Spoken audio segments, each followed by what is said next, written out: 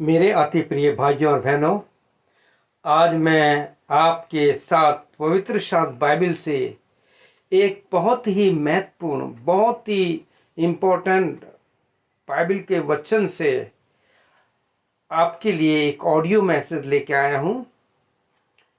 ये ऐसा संदेश है जो हमारी बुद्धि ज्ञान को खोल देगा।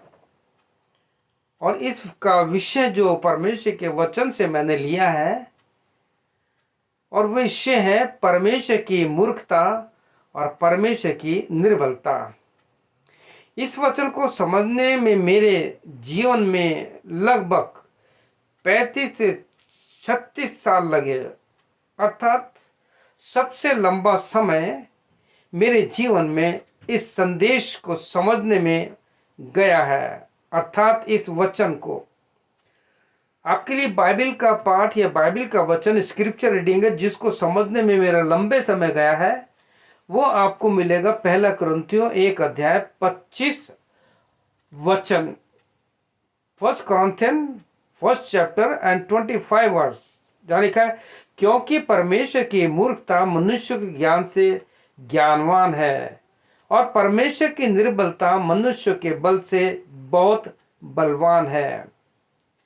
इंग्लिश में इस प्रकार से लिखा है, for the foolishness of God is wiser than man's wisdom and the weakness of God is strong than man's strength. Bible में पवित्र आत्मा ने ऐसा क्यों लिखवाया कि परमेश्वर की मूर्खता या परमेश्वर की निर्भरता। तो प्रिय भाई बहनों, क्या आपने कभी इस वचन पर विचार किया या इस वचन को समझने की कोशिश की कि परमेश्वर की मूर्खता और परमेश्वर की निर्बलता क्या है। प्रियो, परमेश्वर की मूर्खता और निर्बलता किस बात में है, इस बात को समझने में मेरे लाइफ का सबसे बड़ा समय गया है, 35 से 36 साल। आप कहेंगे ये मूर्खता की बात है। हाँ प्रिय, मूर्खता की बात है, क्योंकि मैं मूर्ख हूं। इस वचन ने सबसे पहले 1986 यानी 1986 में मेरे ध्यान को अपनी ओर खींचा, और उस समय से मैं इस वचन पर अध्ययन कर रहा था। मैंने इस वचन पर बहुत गहराई से अध्ययन किया। समय के साथ साथ बहुत सी बातें मेरे सामने आई जिसके द्वारा मैंने बहुत कुछ सीखा। कई साल तक मनन और अध्ययन करने के बाद अब पवित्र आत्मा ने अपने दर्शन के द्वारा इस भेद को आप तक इस ऑडियो ध्वनि में संदेश के द्वारा आप तक पहुंचा रहा है। क्योंकि मेरे इस लंबी उम्र में अपने जीवन में मैंने बहुत कुछ देखा, और तब उसको मैंने कंपेयर स्टडी किया, तुलनात्मक अध्ययन किया, तो मेरे सामने जो बात आई वो इस प्रकार से है। हमने अपने जीवन में इस बात को देखा और महसूस किया होगा कि कई बार कभी कभी हमारे बचपन में, और जब हम टीन एज थे, एडल्ट हुए, फिर बड़े हो गए, और हमारे बड़े होने पर भी हमारे माता पिता ने कई बार हमारी गलती आदि को नजरअंदाज किया है, यानी लेट गो किया, इग्नोर किया है। आप सब जानते हैं। और हम सोचते थे कि हमारे माता पिता ने नहीं देखा, उन्हें कुछ नहीं पता, हमने जो कुछ भी किया है उनको नहीं पता। कभी कभी यही बात सोचते हैं, हमारे माता पिता मूर्ख या कमजोर हैं इसलिए उनको पता नहीं लग रहा। प्रियो, ऐसा नहीं है। हमारे माता पिता को सब कुछ पता है। हमारे माता पिता हमसे प्रेम करते हैं और हमें सुधारने का मौका देते हैं। परमेश्वर की मूर्खता और परमेश्वर की निर्बलता का भेद यही है। जैसे हमारे माँ बाप हमें मौका देते हैं सुधरने का, हमारा परमेश्वर, जो हमारा परमेश्वर यीशु है, या जिसको हम अपने एल शद्दाई कहते हैं, जो एक माँ के समान हमसे प्रेम करता है, हमारी गलती आदि को नजरदार करता है, लेट गो करता है, इग्नोर करता है। तो प्रिय, बाइबल में ये एल शद्दाई कहाँ और किस रूप में आया है, ये मैं आज आपके साथ बांटना चाहता हूं। बाइबल में उत्पत्ति की पुस्तक, उसका 17 अध्याय, उसका पहला वचन, the book of genesis chapter 17 और 1। ये इंग्लिश में मैं पढ़ रहा हूं क्योंकि ये इंग्लिश में ही आया है, हिंदी में नहीं आया है। When Abraham was 99 years old, the Lord appeared to Abraham and said to him, I am El Shaddai. Walk before me and be blameless. Hindi में इस प्रकार से लिखा है, मैंने इसमें टाइप नहीं किया है, कि जब अब्राहम 99 साल का हुआ तो परमेश्वर ने उससे कहा कि मेरी उपस्थिति में चल और सिद्ध होता जा। और दूसरी बार आया है ठीक इसी प्रकार से, जो आपको उत्पत्ति यानी जेनेसिस 35:11 चैप्टर में वर्ष में मिलेगा। या लिखा है, God says to Jacob, I am El Shaddai, be fruitful and multiply, a nation and a company of nation shall. आपने देखा बाइबल में 2 बार इंग्लिश में किस तरह से अब्राहम के सामने, और ठीक उसी प्रकार से परमेश्वर ने इस वचन को अपने सेवक के सामने, जिसे याकूब कहते हैं, उसके सामने दिया। आई एम एल शद्दाई, कितना सुंदर वचन है। हमारे परमेश्वर ने हम मनुष्य की मूर्खता और हम मनुष्य की निर्बलता को समझने के लिए वचन अर्थात वर्ड जिसे कहते हैं, पवित्र आत्मा के द्वारा शरीर लेकर इस पापी संसार में यीशु के रूप में हमारे बीच में आया और हमारी मूर्खता और हमारी निर्बलता को समझा कि किस प्रकार से हम बार बार गलतियां करते हैं, जिसे इस संसार के ज्ञानी और बलवान सामर्थ्य लोग आज तक नहीं समझ पा रहे हैं। और हमारी मूर्खता और निर्बलता को यीशु ने बड़े खूबसूरत रूप में, प्रेम और नम्रता के रूप में हमें समझा। मेरे प्रिय भाई बहनों, जब परमेश्वर ने हमारी निर्बलता को, मूर्खता को समझा तो कुछ अनोखा हो गया। आप जानते हैं वो अनोखा क्या हुआ? बाइबल बताती है हमारा यीशु आज के समय में हमसे, जो हम मूर्ख हैं, कमजोर हैं, हम जैसे मूर्ख और निर्बल लोगों की मूर्खता और निर्बलता को समझने के बाद हमें अपने लिए प्रयोग करता है। जब हम समझते हैं कि हम बहुत ज्ञानवान हैं, हम बहुत सामर्थ्य हैं, हम बहुत ताकतवर हैं, तो प्रिय भाई बहनों, ऐसे को परमेश्वर इस्तेमाल नहीं करता। जो अपने आप को नम्रदीन करता है, जो अपने आप को तोड़ता है और प्रभु के यीशु के सामने आके कहता है, प्रभु यीशु मसीह मुझे कुछ नहीं आता, प्रभु मुझे को बना, तू अपना पवित्र स्थान धोकर शुद्ध कर, तू अपने लहू से। ये गीत आप जानते हो। आगे बढ़ते हम। जब परमेश्वर ने देखा कि मेरे लोग, मेरे बच्चे अपने आप को तोड़ करके नम्र दिनों के पश्चाताप के साथ मेरे पास आए हैं, तो पौलुस के द्वारा परमेश्वर के आत्मा ने इस वचन को 1 कुरिन्थियों 1:27 और 28 में और आगे तक इस प्रकार से लिखा है, जो मैं आपके लिए पढ़ना चाहता हूँ पवित्र शास्त्र बाइबल से। परंतु परमेश्वर ने जगत के मूर्खों को चुन लिया कि ज्ञानवानों को लज्जित करे। समझिए, इस वचन को समझना बहुत जरूरी है। और परमेश्वर जगत के निर्बलों को चुन लिया कि बलवानों को लज्जित करें।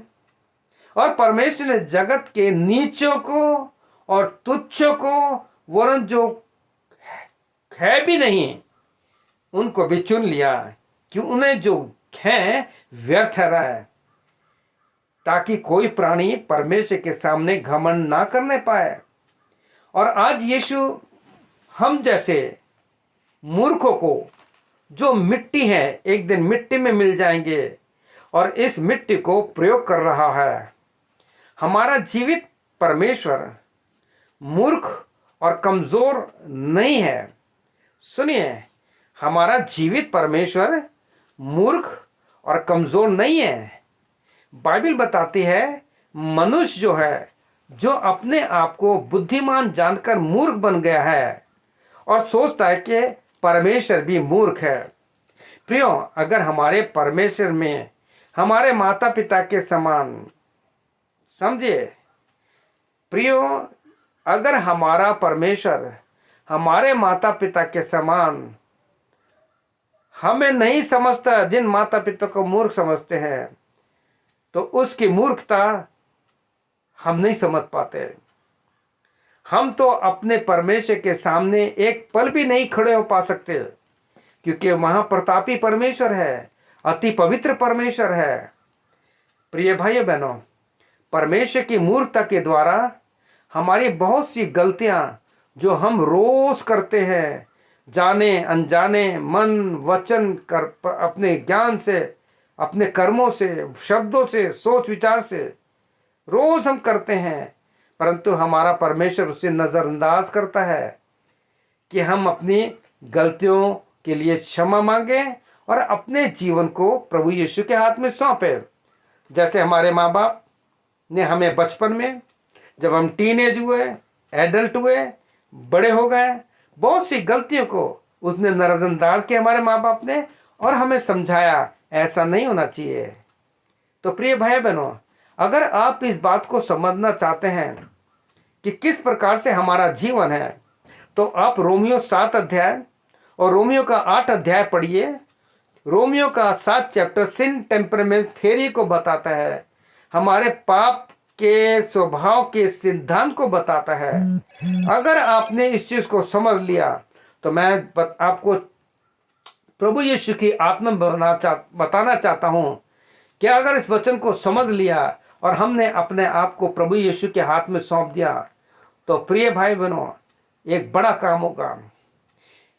एक बार यीशु ने मुझे चर्च में वचन देते समय मेरे मुंह से एक शब्द निकलवाया, और वो शब्द था, धन्य है वे जो मरने से पहले मर गया, जो आपको रोमियो 8 अध्याय में मिलेगा।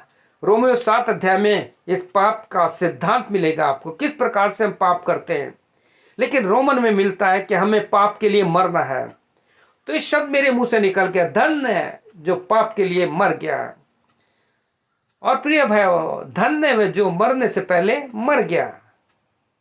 और पौलुस भी कुछ इसी प्रकार से अपनी बात को कहता है, जो आपको पहला कुरिन्थियों 15 और उसके 31 वर्ष में मिलेगा, जहां इस प्रकार से लिखा है, हे भाइयों, मुझे उस घमंड की सौं जो हमारे प्रभु यीशु मसीह में है।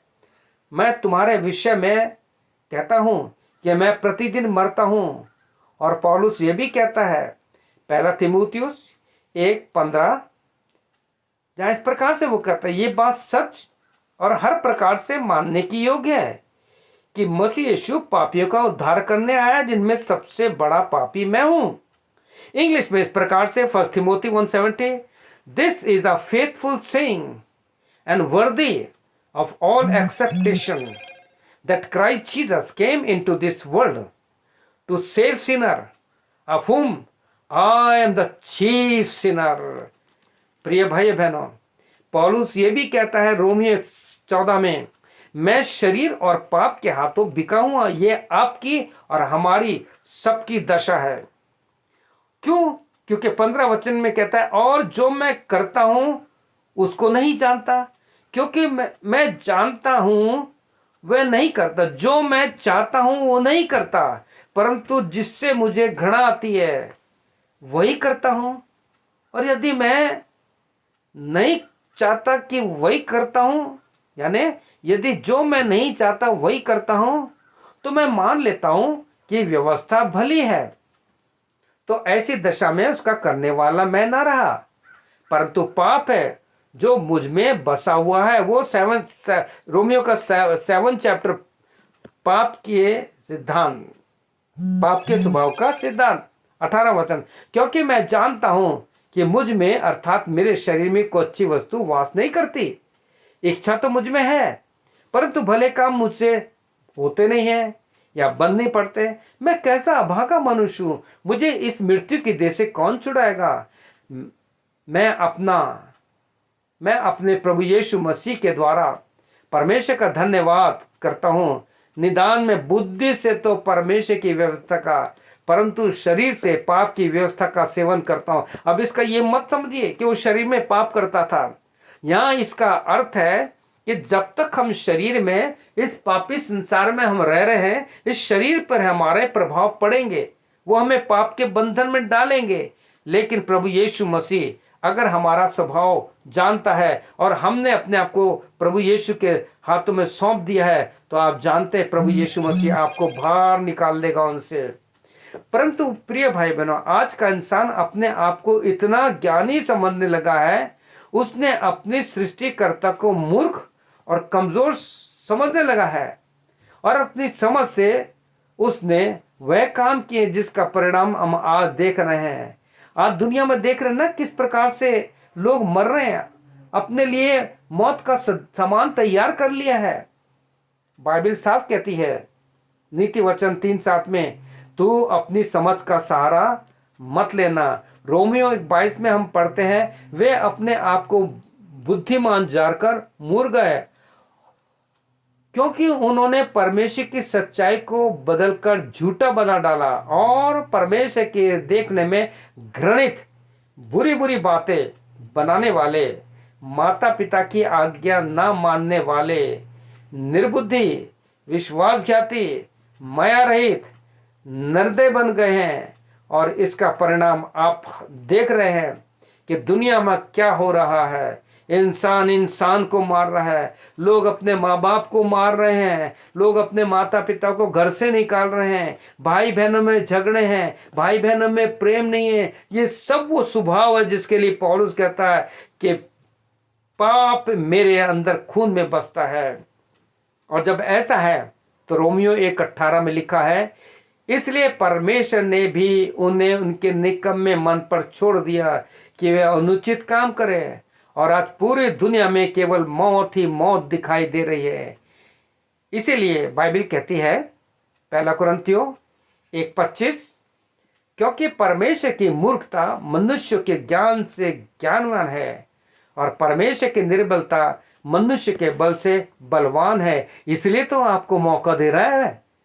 शाऊल जब तक अपने ज्ञान और अपनी शक्ति सामर्थ पर निर्भर था, क्योंकि उसको सरकार से ताकत मिली थी, वो कुछ नहीं कर पाया।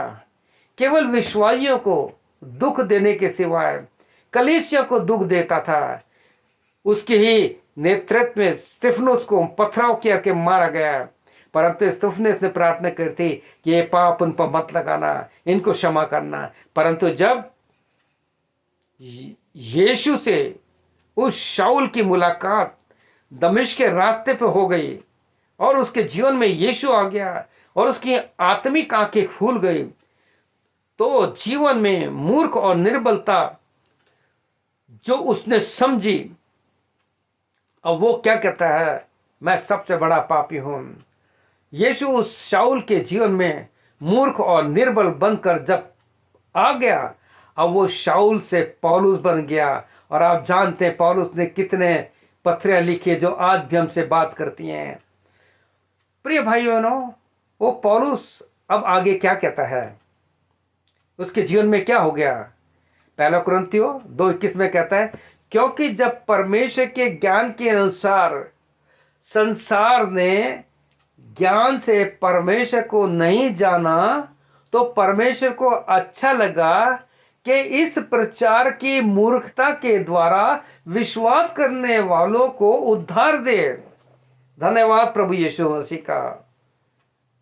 इस प्रचार की मूर्खता के द्वारा परमेश्वर की मूर्खता, परमेश्वर की निर्बलता जो उसके प्रचार की मूर्खता के द्वारा हमारे पास जब पहुंचती है, तो हम प्रभु यीशु मसीह के बेटे और बेटे बन जाते हैं, हमें उद्धार मिलता है। 1 कुरिन्थियों 1:25 में फिर आगे वो कहता है, क्योंकि परमेश्वर की मूर्खता मनुष्य के ज्ञान से ज्ञानवान है और परमेश्वर की निर्बलता मनुष्य के बल से बलवान है। हमारा ये जो वचन है मुख्य है हमारे इस संदेश का। प्रिय भाई बहनों, अगर कोई अपने नॉलेज, ज्ञान और अपनी शरीर की शक्ति पर भरोसा करता है, तो यीशु उसको अपनी सेवा में कभी इस्तेमाल नहीं करता। हाँ, आप एक बहुत बड़ी भीड़ जमा कर सकते अपने ज्ञान से, लेकिन आत्मा नहीं बचा सकते। आपने देखा होगा आज लोग अपने 6 पैक बना रहे हैं, अपने आप को बहुत जिम में जा के कई कई घंटे अपने शरीर को बना रहे हैं जो नाशवान है। ठीक यही हालत सैमसन की थी। सैमसन का भी शरीर था, उसके भी सिक्स पैक थे।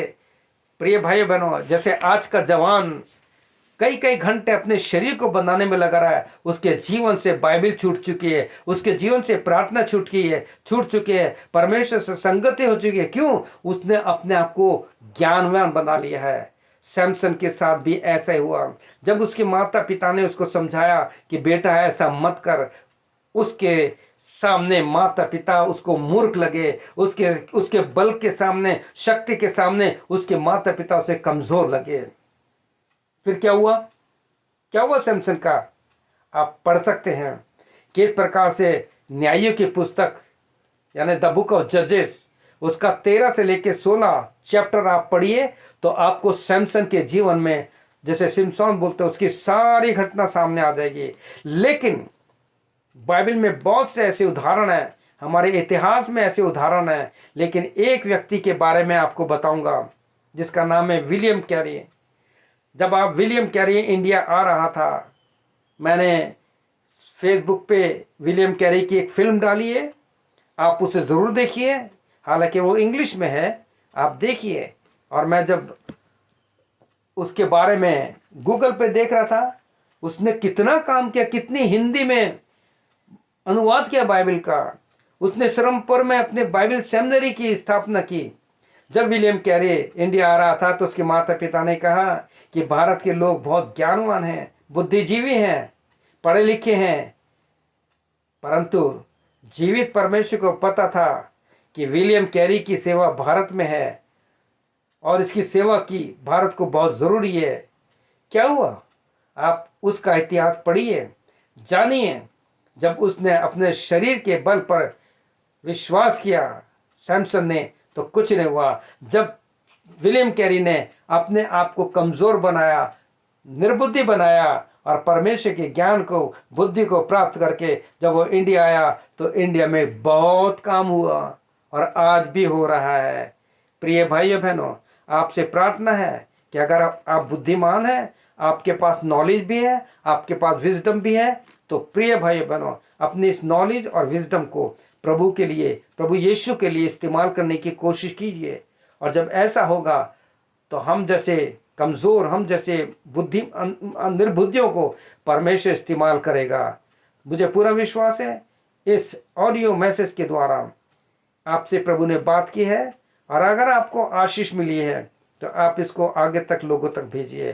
प्रभु यीशु मसीह आपको आशीष दे। आइए प्रार्थना करते हैं। मेरे प्रभु यीशु मसीह, हमारे प्रभु यीशु मसीह, हम आपको धन्यवाद देते हैं प्रभु यीशु मसीह कि आप हमारे जीवित परमेश्वर हैं। आपने आज तक हमें संभाला है और आगे भी संभालेंगे। प्रभु यीशु, आपसे प्रार्थना विनती है, हमारी सहायता कर कि हम प्रभु यीशु मसीह अपने आप को ज्ञानवान ना समझें, हम अपने आप को बहुत शक्तिशाली, सामर्थ्य ना समझें। प्यारे प्रभु, हमारी प्रार्थना है, मेरी प्रार्थना है, हमें तोड़, हमें मोल्ड कर प्रभु, हमें नम्र दीन बना, अपनी पवित्र आत्मा से भर। क्योंकि मिट्टी जब तक काम की है, जब तक हमारे जीवन में तेरा जीवन, तेरी सांस, तेरी धड़कन चल रही है, हम चाहते हैं प्रभु यीशु, इस मिट्टी को जिसको तूने एक असीम धन से भरा है, होने दे तेरे लिए इस्तेमाल होने वाली बन सके। प्रभु यीशु, मैं अपने आप को, अपने सारे भाई बहनों को जो इसको सुनेंगे, तेरे हाथों में सौंपते हुए प्रार्थना प्रभु यीशु के नाम से मांगते हैं, आमीन। आपको प्रभु यीशु मसीह बहुत आशीष दे, आपकी आत्मा और आपके शरीर में प्रभु यीशु अपना काम करे। आमीन और आमीन। प्रभु यीशु का अनुग्रह